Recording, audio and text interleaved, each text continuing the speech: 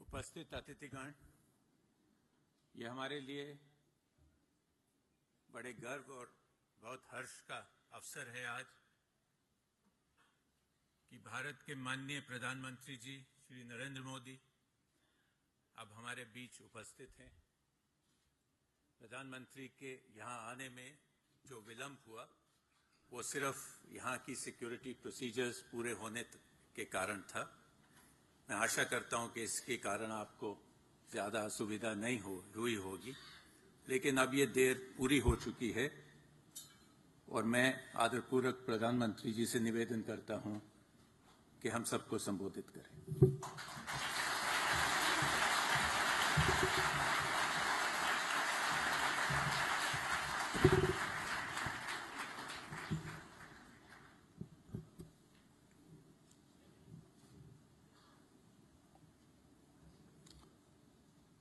America में बसे हुए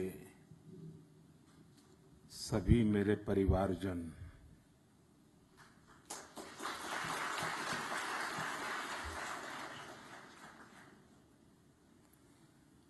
परिवार के स्वजनों से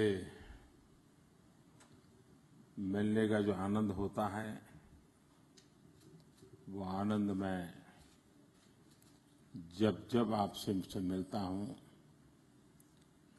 अनुभव करता हूं, एक नई ऊर्जा लेके जाता हूं, नया उमंग उत्साह आप मेरे में भर देते हैं। तो फिर एक बार वो मौका आज मुझे मिला है।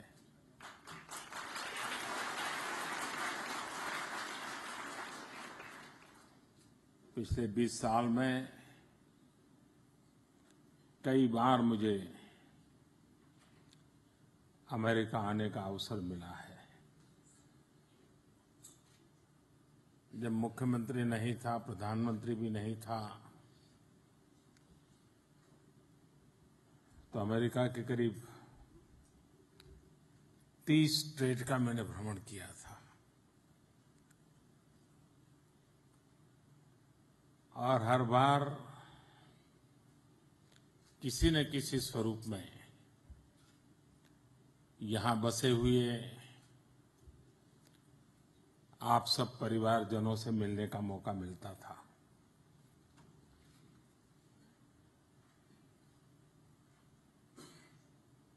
प्रधानमंत्री बनने के बाद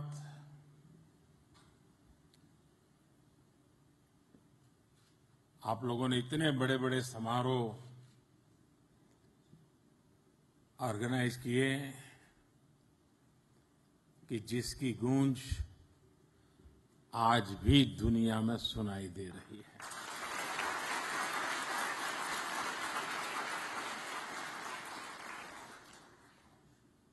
न सिर्फ अमेरिकन पॉलिटिकल लीडर्स, लेकिन विश्व के पॉलिटिकल लीडर भी जब मिलते हैं तो उनके दिमाग में मेरी पहचान उस अमेरिका के इवेंट से शुरू होती है।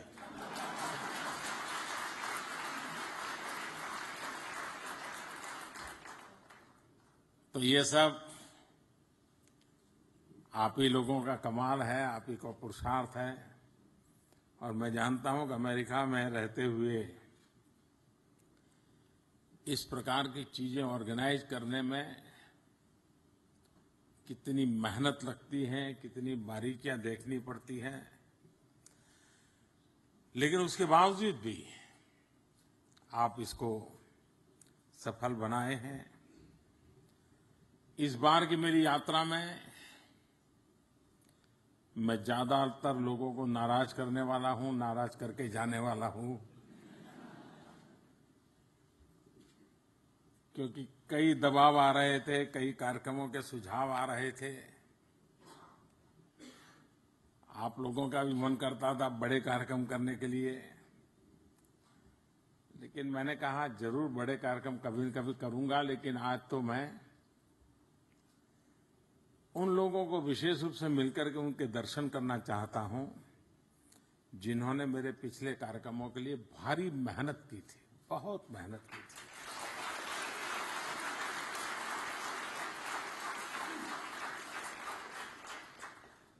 समय दिया, धन खर्च किया, अपने निजी कार्यक्रमों में बदल किया। तो इस बार तो मेरा मन यही था कि आप सबके दर्शन करूं, जिन्होंने काफी परिश्रम किया था। तो ये सौभाग्य मुझे आज मिला है। और एक प्रकार से यहां मैं जो स्वरूप देख रहा हूं, उसमें लघु भारत भी है, लघु अमेरिका भी है।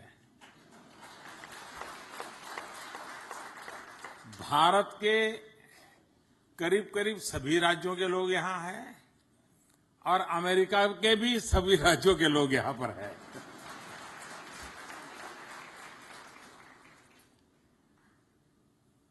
आप कहां हो, किस अवस्था में हो, किस प्रकार से कार्य से जुड़े हुए हो, किस परिस्थिति में देश छोड़ करके यहां आए हो, कुछ भी हो, लेकिन हिंदुस्तान में अगर कुछ अच्छा होता है तो आपकी खुशी नहीं समाती है।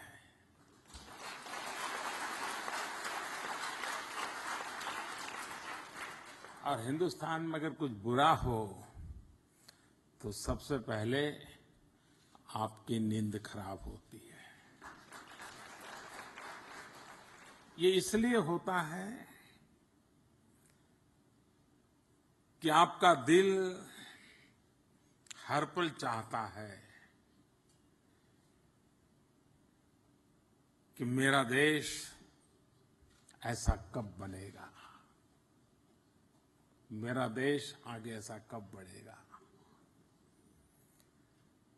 मैं आपको विश्वास दिलाता हूं, जो सपने आपने देखे हैं, आपके रहते हुए उन सपनों को पूरा करते हुए देखते जाएंगे।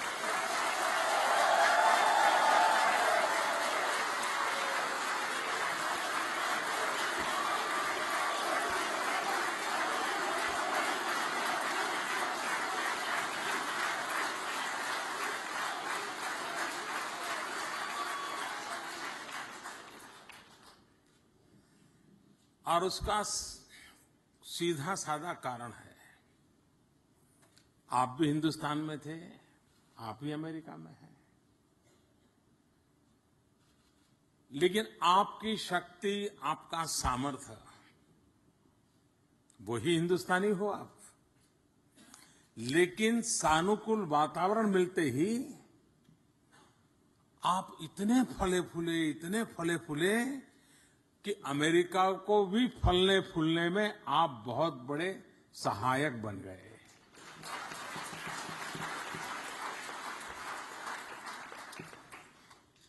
वही भारतीय की ताकत,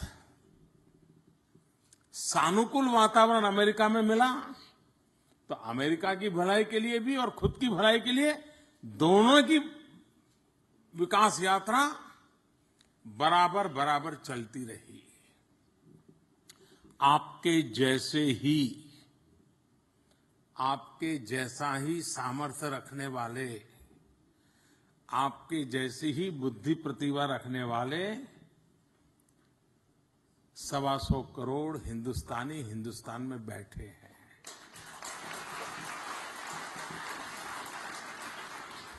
वे भी आप जैसे ही हैं। आपको जैसे यहां सानुकूल माहौल मिला और दुनिया बदल गई, उनको भी अब उनको सानुकूल माहौल मिल रहा है और वो 125 करोड़ देशवासी कितनी तेज गति से हिंदुस्तान बदल देंगे, ये आप और मैं भली भांति अंदाज लगा सकते हैं।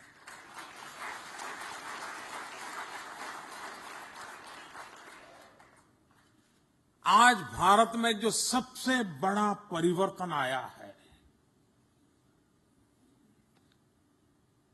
और जो मैं हर पल अनुभव करता हूं, हर देशवासी कुछ न कुछ करना चाहता है, कुछ न कुछ कर रहा है और वह भी मेरा देश आगे बढ़े इस सपने और संकल्प के साथ कर रहा है।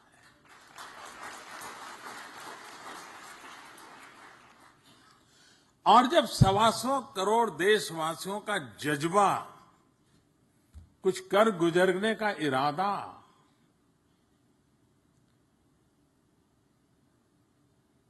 कश्मीर से कन्याकुमारी, अटक से कटक पूरे देश में अनुभव होता हो, तब देशवासियों, मैं आपको विश्वास दिलाता हूं, पिछले कई वर्षों तक जो गति नहीं थी, उससे तेज गति से देश आज आगे बढ़ रहा है।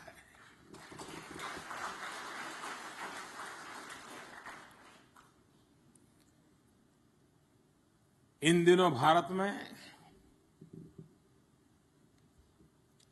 जिन विषयों को लेकर के सरकारें हमारे यहां बदनाम भी होती रही और बदलती भी रही, उसका कारण ये नहीं रहा कि किसी व्यक्ति को कुछ चाहिए था और मिला नहीं। असंतोष का कारण वो ज्यादा नहीं था। भारत का सामान्य मानवी, और जैसे आप लोग हैं, इनहेरेंट संस्कार है संतोष का। ठीक है, चलो भाई, जवान बेटा भी मर जाएगा, बीमारी से मर जाएगा, तो भी माँ बाप आखिर भाई ईश्वर की इच्छा होगी, शायद ईश्वर को प्यारा हो गया। ये मूलभूत हमारी सोचने की प्रकृति है। भारत में सरकारें बदली गई हैं, उसके मूल में एक प्रमुख कारण रहा है भ्रष्टाचार, बेईमानी। देश के सामान्य मानवी को नफरत है।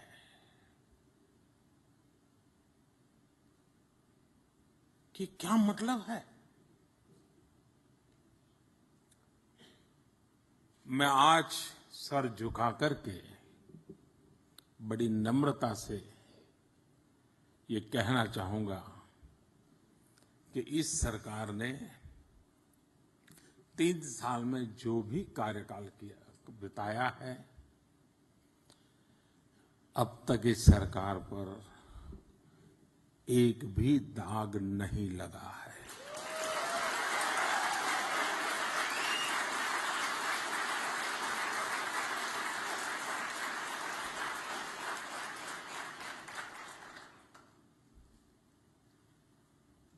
और सरकार चलाने के तरीके में भी इनबिल्ट व्यवस्थाओं को ऐसा विकसित करने का प्रयास हो रहा है ताकि ईमानदारी इस सहज प्रक्रिया भी हो। वरना ऐसा नहीं कि विजिलेंस बार बार करेंगे तभी ये चीजें चलती रहे। टेक्नोलॉजी उसमें बहुत बड़ा रोल कर रही है। टेक्नोलॉजी से ट्रांसपेरेंसी आती है, लीडरशिप और गवर्नेंस के उसूलों के कारण इंटीग्रिटी आती है, और सामान्य मानवी का स्वभाव अच्छा है तो उस रास्ते पर जाने का ज्यादा पसंद करता है। अब जैसे हमने देश में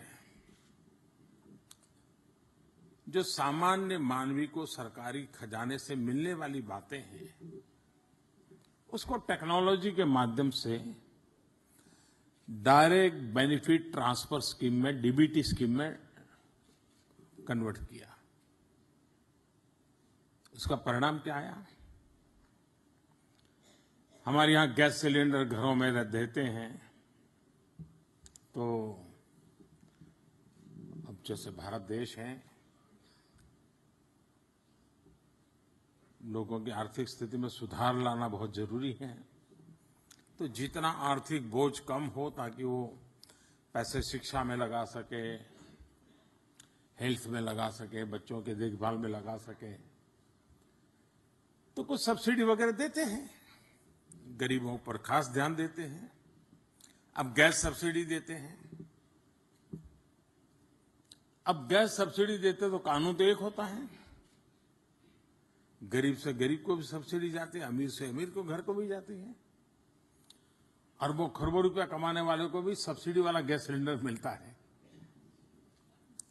अब मैंने आकर के रिक्वेस्ट की लोगों से, मैंने कहा भाई अगर आपको ईश्वर ने कुछ दिया है तो आप ये सब्सिडी क्यों लेते हैं? 1000, 1200, 1500 रुपए में क्या रखा है आपके लिए? तो ये एक दिन का जेब खर्चा भी इससे भी ज्यादा होता है। आप हैरान होंगे, देश के सामान्य मानवी के दिल में देश को आगे बढ़ाने की अदम्य इच्छा है। ये मैं जब कहता हूं तो उसका उदाहरण क्या है? उदाहरण ये है, 1.25 करोड़ देशवासी,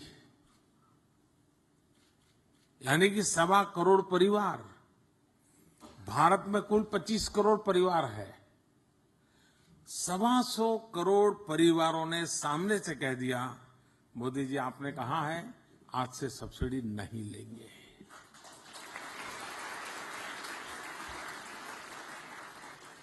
ये उस बात का सबूत है कि सामान्य मानवी देश को आगे ले जाने में अपने आप को भागीदार बनाना चाहता है, नेतृत्व करना चाहता है, कुछ कर गुजरना चाहता है। और बाद में हमने क्या किया? ये सब्सिडी सरकार के खजाने में डाल करके सरकारी खजाने की चिंता नहीं की है। हमने कहा ठीक है, इसको हम उन गरीब परिवारों को देंगे जो गरीब लकड़ी का चूल्हा जलाते हैं, मेहनत मजदूरी करते हैं, लेकिन बच्चों का पेट भरने के लिए सुबह 3-4 बजे उठ करके लकड़ी लाते हैं, लकड़ी का चूल्हा जलाते हैं, खाना पकाते हैं, फिर छोड़ करके जाते हैं, बच्चे बाद में खाते हैं। और वैज्ञानिक कहते हैं कि लकड़ी का चूल्हा जलाने से जो धुआं होता है, एक माँ जब पूरा दिन भर किचन में जब भी खाना पकाती है, लकड़ी का चूल्हा जलाती है, 400 सिगारेट का धुआं उस माँ के शरीर में जाता है। छोटे छोटे बच्चे घर में खेलते हैं, ये धुआं उनके शरीर में भी जाता है। अब आप कल्पना कर सकते हैं कि जिस माँ के शरीर में एक दिन में 400 सिगारेट का धुआं जाता है, उस माँ के शरीर का हाल क्या होगा, उन बच्चों के शरीर का क्या हाल होगा। अगर मैं स्वस्थ भारत का सपना देखता हूं तो स्वस्थ माँ, स्वस्थ बालक होना बहुत जरूरी है।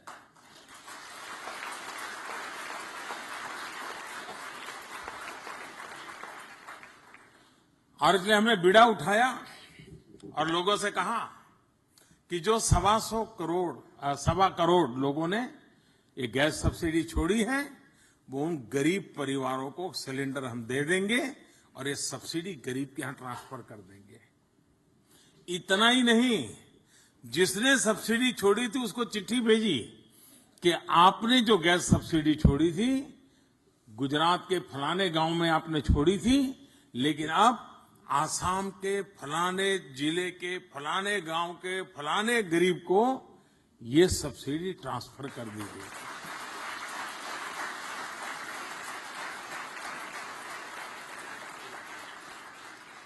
मेहनत पड़ती है, लेकिन ये ट्रांसपेरेंसी एक नया विश्वास पैदा करती है।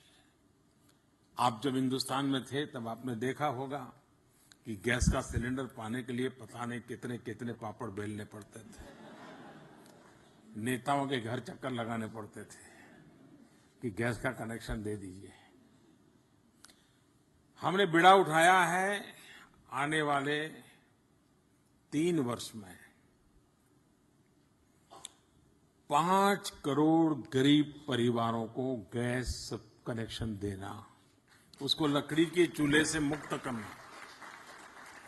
और मुझे खुशी है कि अभी तो इस योजना को 11-12 महीने भी नहीं हुए हैं, अब तक करीब 1 करोड़ से ज्यादा परिवारों में गैस सिलेंडर हमने पहुंचा दिए हैं।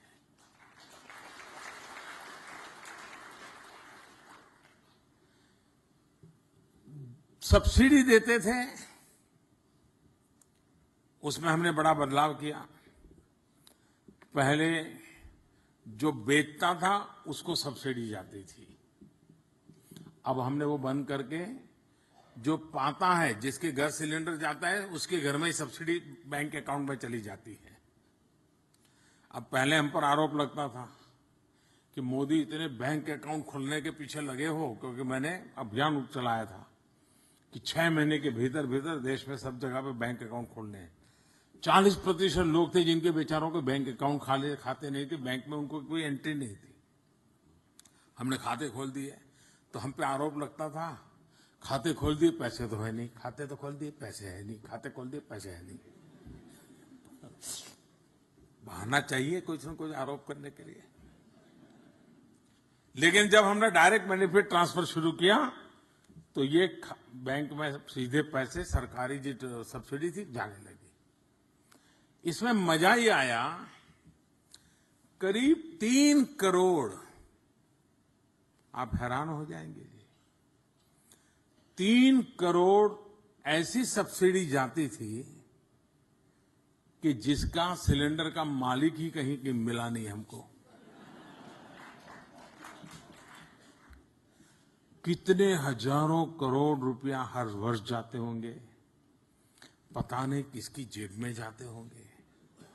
डायरेक्ट बेनिफिट ट्रांसफर करने के कारण 3 करोड़ जो गोस्ट क्लाइंट थे वो चला गया, रुपये बच गए जो किसी गरीब के लिए गांव में स्कूल बनाने के लिए काम आ रहे हैं।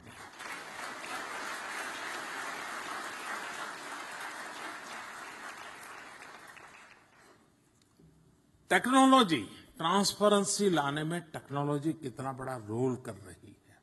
और जो यूथ है, यंग जनरेशन है, वो भली भांति समझती है टेक्नोलॉजी की ताकत क्या है। आज हिंदुस्तान उस टेक्नोलॉजी को काफी बल देते हुए व्यवस्थाओं को विकसित कर रहा है। हमारे देश में जो लोग लगातार भारत की चीजों को देखते होंगे, जब खेती की सीजन आती है तो यूरिया को पाना, मैं भी जब मुख्यमंत्री था तो भारत सरकार को लगातार चिट्ठी लिखता था कि हमारे यहाँ यूरिया की कमी है, किसान परेशान है, यूरिया मिलना चाहिए, वगैरह वगैरह। मैं जब प्रधानमंत्री बना तो मुझे भी सब मुख्यमंत्रियों की पहले ही महीने में यही चिट्ठियां थी, यूरिया यूरिया यूरिया। आपको जानकर के खुशी होगी, पिछले 2 साल से एक भी मुख्यमंत्री यूरिया के लिए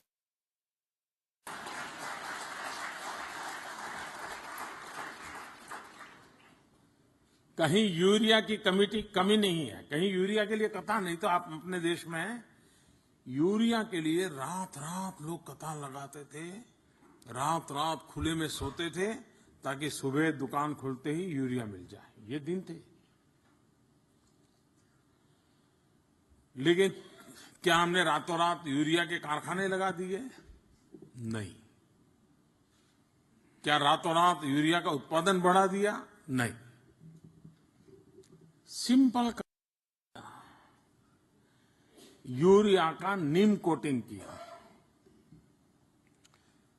ये नीम के पेड़ की जो फली निकलती है उसका तेल, जो वेस्टेज है एक प्रकार से, उसको डाल दिया। पहले क्या होता था, यूरिया तैयार होता था, यूरिया में सब्सिडी बहुत मिलती है किसानों को, सालाना करीब 80,000 करोड़ रुपया सब्सिडी में जाता है। तो बहुत सस्ते में यूरिया कारखाने से बाहर निकलता है, लेकिन वो खेत में नहीं जाता था, केमिकल फैक्ट्री में घुस जाता था। और केमिकल फैक्ट्री के लिए वो रॉ मटेरियल का उपयोग होता था, उस पर प्रोसेस करके और कोई प्रोडक्ट बना करके वो दुनिया में माल बेचते थे, पैसे कमाते थे। नीम कोटिंग करने के बाद अब यूरिया का 1 ग्राम यूरिया भी और किसी काम नहीं आ सकता है। केमिकल फैक्ट्री में जाना बंद हो गया, यूरिया खेत में ही जाने लगा। और नीम कोटिंग लगाने के कारण यूरिया की एक्स्ट्रा ताकत बढ़ गई, जो जमीन में सुधार लाने लगी। और परिणाम ये आया कि 5% से लेकर के 7% तक खेत उत्पादन में बढ़ोतरी हो गई। यूरिया की चोरी गई, उसके कारण सब्सिडी कम हो गई, 100% यूरिया खेत में पहुंचने लगा, किसान की दिक्कत चली गई। और यूरिया में नीम कोटिंग होने के कारण उत्पादन में बढ़ गया, just with the help of technology.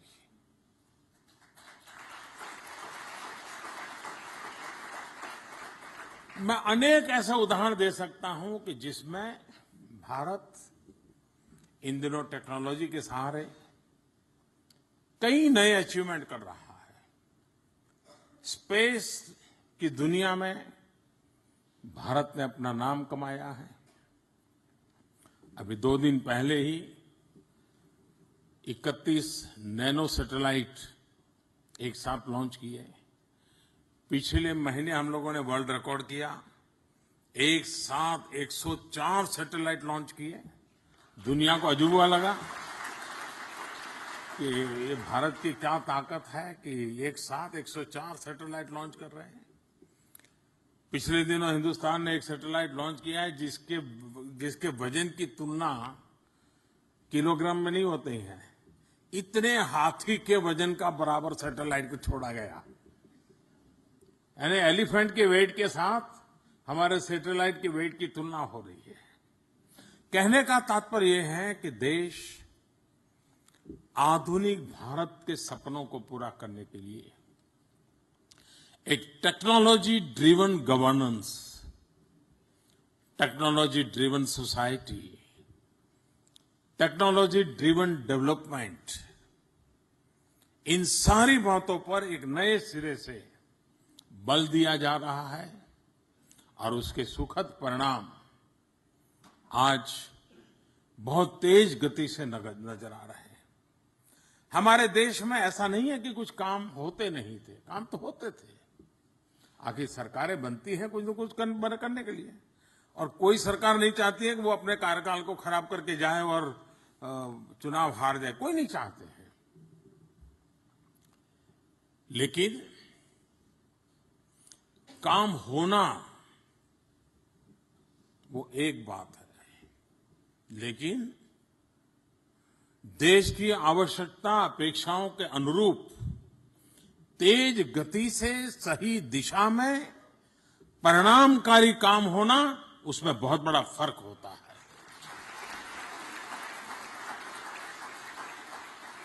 और इसलिए निर्णय भी समय की सीमा में हो, टाइम बाउंड विधि हो, तेज गति से हो, सही दिशा में हो और परिणामकारी हो। इन चीजों को लेकर के आज देश किसी भी पैरामीटर में देख लिया जाए, अगर पहले एक दिन में कितनी लंबाई रोड की बनती थी और आज कितनी बनती है, पहले एक दिन में रेलवे कितनी लंबाई बढ़ती थी, आज कितनी बढ़ती है, पहले रेलवे का इलेक्ट्रिफिकेशन एक दिन में कितना होता था, आज कितना होता है, कोई भी पैरामीटर लिया जाए, अकल्प गति आज देश के काम में आई है। क्योंकि इंफ्रास्ट्रक्चर सस्टेनेबल डेवलपमेंट के लिए बहुत अनिवार्य होता है। इंफ्रास्ट्रक्चर में भी हमारी सोच आधुनिक भारत के संदर्भ में है, 21वीं शताब्दी के संदर्भ में है और ग्लोबल बेंचमार्क के संदर्भ में है। अब काम होने को हो, इससे चलने वाला नहीं है। एक जमाना वो था कि जब अकाल होता था तो गांव के लोग सरकार को चिट्ठी भेजते थे कि हमारे गांव में भी अकाल के लिए कुछ मिट्टी का काम किया जाए, और मिट्टी के गड्ढे खोदे जाते थे और मिट्टी का रास्ता बना दिया जाता था, और उसको बहुत बड़ा सरकार का अचीवमेंट माना जाता है। वो भी दिन थे हमारे देश में। धीरे धीरे आया, नहीं साहब सड़क बना दो, डामर की सड़क बना दो। धीरे धीरे आ गया, नहीं जरा डबल लेन बना दो। आज मांग उठी है पेवर रोड चाहिए, उससे नीचे कोई चाहिए नहीं। ये एस्पिरेशन जो बढ़ रहा है देश का, ये भारत के विकास की सबसे बड़ी ताकत है। जब देश के सामान्य मानवी का एस्पिरेशंस बढ़ता है, तो वो एस्पिरेशंस को अगर प्रॉपर लीडरशिप मिल जाए, प्रॉपर गवर्नेंस मिल जाए, पॉलिसी मिल जाए, तो एस्पिरेशन अपने आप में अचीवमेंट बन जाता है।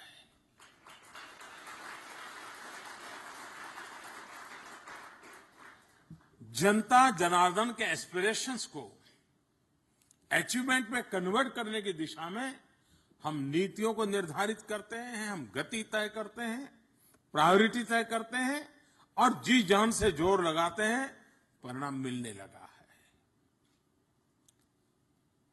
आज विश्व आतंकवाद से परेशान है। यह आतंकवाद मानव जात के ऊपर दुश्मन है। विश्व के कई देश जब भारत आतंकवाद की बात बताता था आज से 20-25 साल पहले, उनके गले नहीं उतरता था। विश्व के लोगों को लगता है ये तो आपका लॉ एंड ऑर्डर प्रॉब्लम है, क्योंकि उन्होंने भुगता नहीं था, अनुभव नहीं किया था। आज विश्व में किसी को टेररिज्म समझाना नहीं पड़ रहा है, टेररिस्टों ने समझा दिया है। हम समझाते थे, समझ नहीं आता था, टेररिस्टों ने समझा दिया है। लेकिन जब हिंदुस्तान सर्जिकल स्ट्राइक करता है, तब दुनिया को ताकत का अनुभव होता है कि भारत संयम रखता है, लेकिन जरूरत पड़े तो भारत अपने सामर्थ्य का परिचय भी देता है।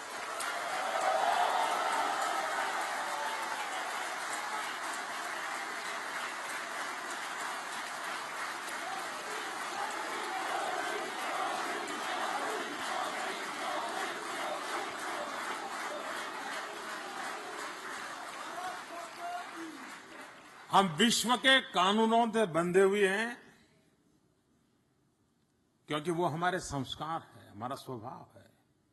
हम वसुधैव कुटुंबकम की कल्पना, ये सिर्फ थोथे शब्द नहीं है, ये हमारा चरित्र है, हमारा स्वभाव है। हम ग्लोबल ऑर्डर को तहस नहस कर करके अपना डंडा जमाने वाले देश नहीं है। हम दुनिया के नॉर्म्स का पालन करते हुए, इंटरनेशनल लॉ का पालन करते हुए, हमारी सॉवरेनिटी के लिए, हमारी सुरक्षा के लिए, हमारे जन सामान्य की सुख शांति और प्रगति के लिए कठोर से कठोर कदम उठाने का सामर्थ्य रखते हैं, और जब भी जरूरत पड़ी लेते रहे हैं, और दुनिया हमें कभी भी रोक नहीं सकती है।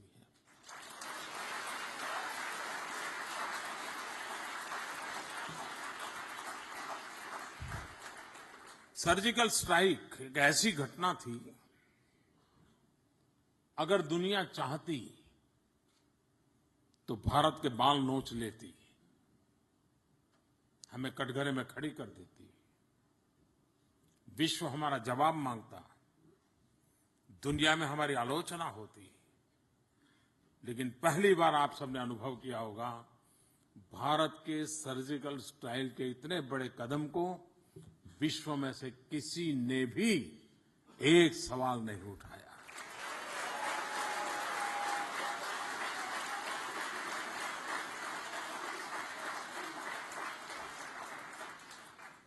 जिनको पड़ा उनकी बात अलग है।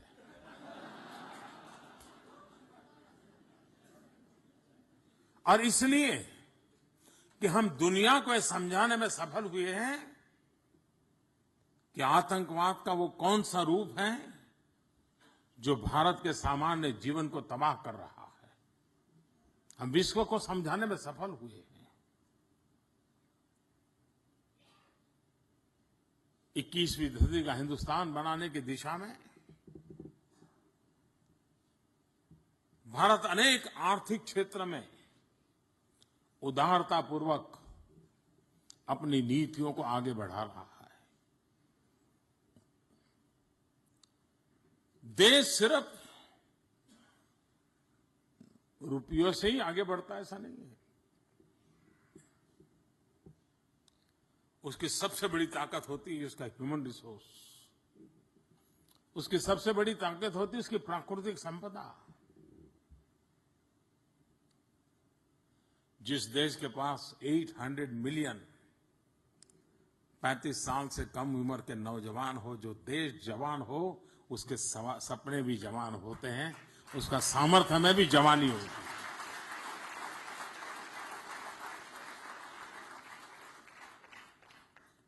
और उसके साथ हमने उन नीति निर्धारणों की दिशा में आगे बढ़े हैं, फॉरेन डायरेक्ट इन्वेस्टमेंट की दिशा में। और भारत को आजादी के बाद जितनी मात्रा में एफडीआई मिला होगा, उससे आज कई ज्यादा मात्रा में फॉरेन डायरेक्ट इन्वेस्टमेंट हिंदुस्तान में आ रहा है।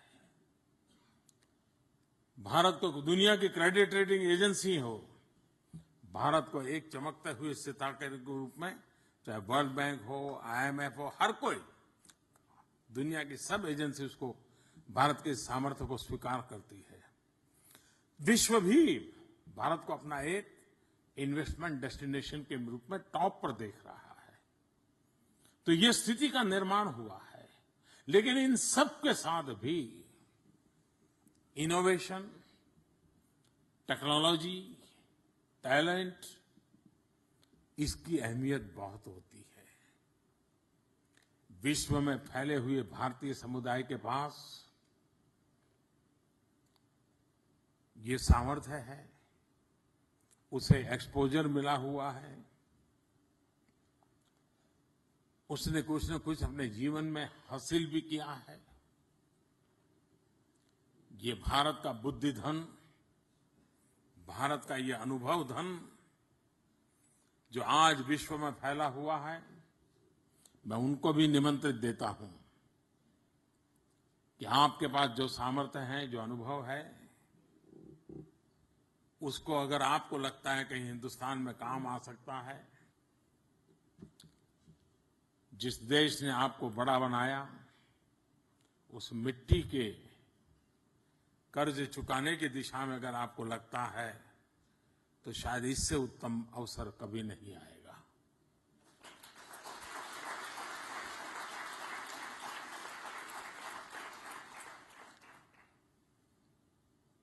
मेरी आपसे ये भी गुजारिश है, शायद ही अमेरिका में विश्व के सभी समाज यहां रहते हैं, दुनिया के हर देश के लोग रहते हैं, लेकिन शायद ही यहां रहने वाले हिंदुस्तान के लोगों को जितना आदर और सम्मान देते हैं, जितना प्यार मुझे मिला है, शायद ही दुनिया में किसी लीडर को मिलता होगा।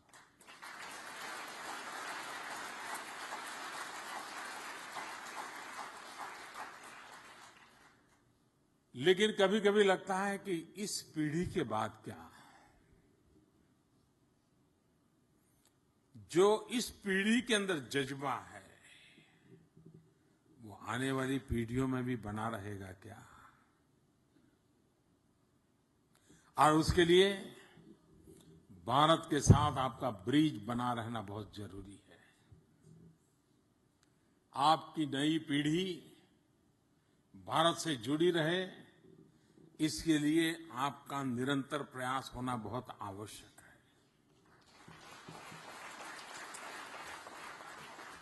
जिन जिन राज्यों से आप आते हैं, हर राज्य ने इन दिनों अपने यहां प्रवासी भारतीय लोगों के लिए कोई न कोई डिपार्टमेंट बनाए हुए हैं। भारत सरकार ने भी दिल्ली में एक अच्छा प्रवासी भारतीय भवन बनाया अभी, और मैं तो चाहूंगा जब आए तो जरूर उसे देखें।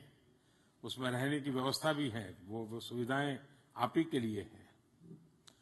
आपने देखा होगा, मुझे इन दिनों इवन मैं भी सार्वजनिक जीवन में होने के बावजूद भी विदेश मंत्रालय यानी कोट पैंट टाई पहनना, बड़े बड़े लोगों से हाथ मिलाना, दुनिया में सफर करना, सामान्य मानवीय के नाते वही छवि थी। 3 साल में आपने देखा होगा कि भारत के विदेश मंत्रालय ने मानवता की दृष्टि से नई ऊंचाइयों को प्राप्त किया है।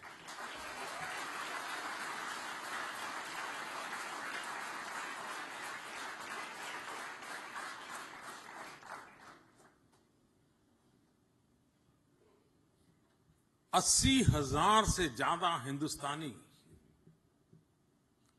दुनिया के किसी भी देश में कहीं न कहीं संकट में फंसे तो प्रोएक्टिव होकर के भारत सरकार उनको सही सलामत ले आई और अपने घरों में उनको वापस ले गई।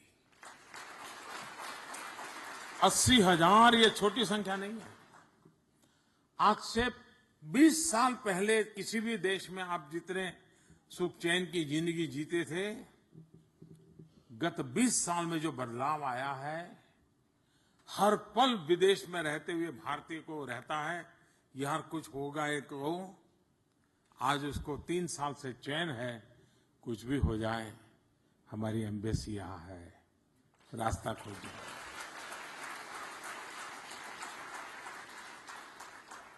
अभी आपने देखा होगा, भारत की एक बच्ची मलेशिया में गई थी, किसी के परिचय में आई, भारत से पाकिस्तान चली गई, बहुत सपने लेकर के गई थी, लेकिन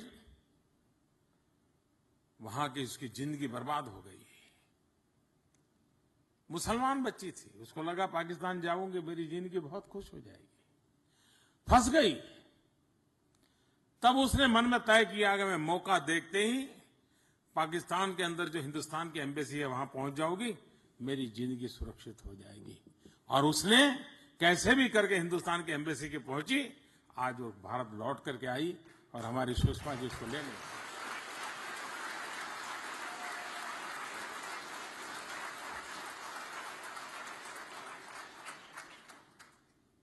मैं जब पहले यहां आता था तो बैठते ही विदेश में रहने वाले हमारे बंधुओं से बैठते ही शुरू होता था, साहब एयरपोर्ट पर उतरते ही टैक्सी वाला,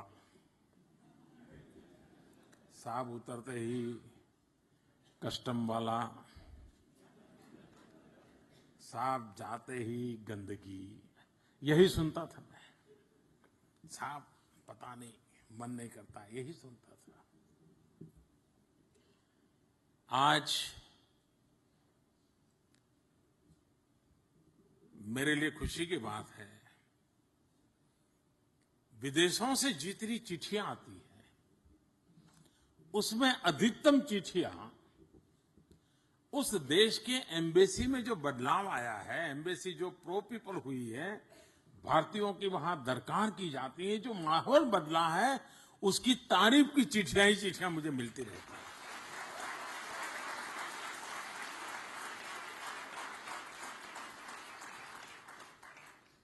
हमने नीतियों में बहुत बड़े परिवर्तन किए हैं।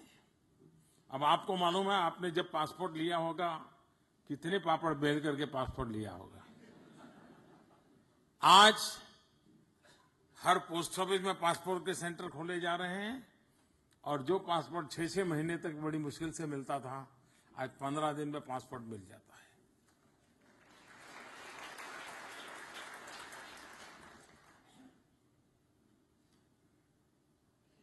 सोशल मीडिया आजकल बहुत बड़ी ताकत रखता है।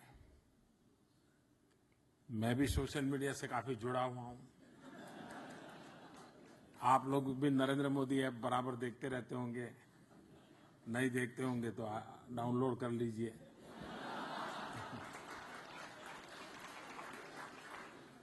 लेकिन सोशल मीडिया से किसी एक डिपार्टमेंट की ताकत कैसे बढ़ती है, वो अगर उत्तम से उत्तम किसी ने करके दिखाया है तो हमारे विदेश मंत्रालय ने और हमारे विदेश मंत्री सुषमा स्वराज जी ने करके दिखाया है।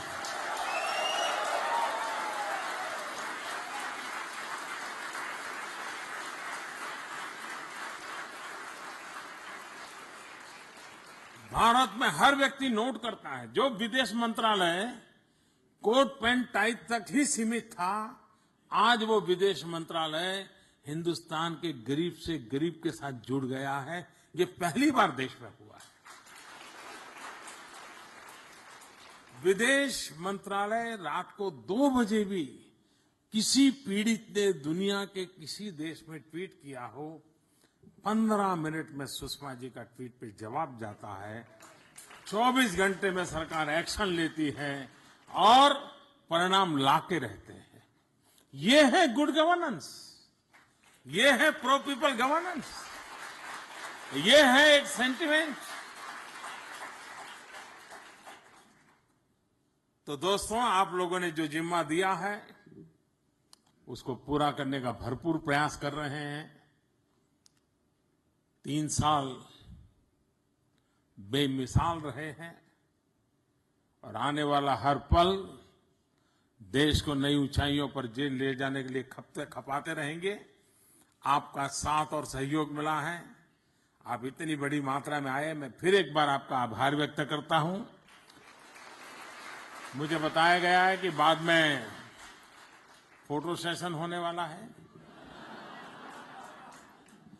मैं जरूर आपके बीच में आऊंगा। उस बीच में जब तक आप लोग सज्ज हो जाएं, मैं कुछ लोगों से मीटिंग पूरी करके आता हूं आपके बीच में। आप रेडी हो जाइए, तो उस समय आपसे नमस्ते हो जाएगी। मैं फिर एक बार आपका बहुत आभारी हूं। धन्यवाद।